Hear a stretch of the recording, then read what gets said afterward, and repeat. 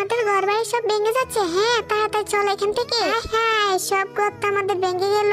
মা, এখন আমরা কোথায় থাকবো? তুমি কান্না করো না, একটা ব্যবস্থা হবে।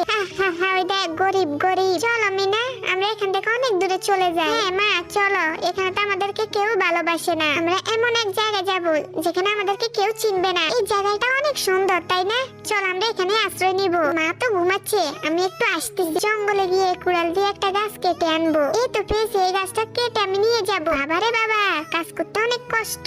যেভাবেই হোক আমাকে একটা ঘর বানাতেই হবে। এখানে তো অনেক তার পড়ে আছে, এই তারগুলো আমার অনেক কাজে লাগবে। এগুলো আমি কুড়িয়ে নিয়ে যাবো এখন আমার বাড়িতে। এই তো বাতিটা তো লাগিয়ে ফেলেছি।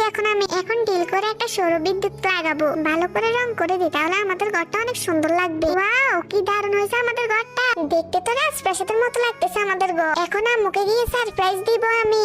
ও মাই গড, তুমি আমাদের জন্য এত সুন্দর ঘর বানিয়েছো। মা, তুমি এখানে বসে থাকো।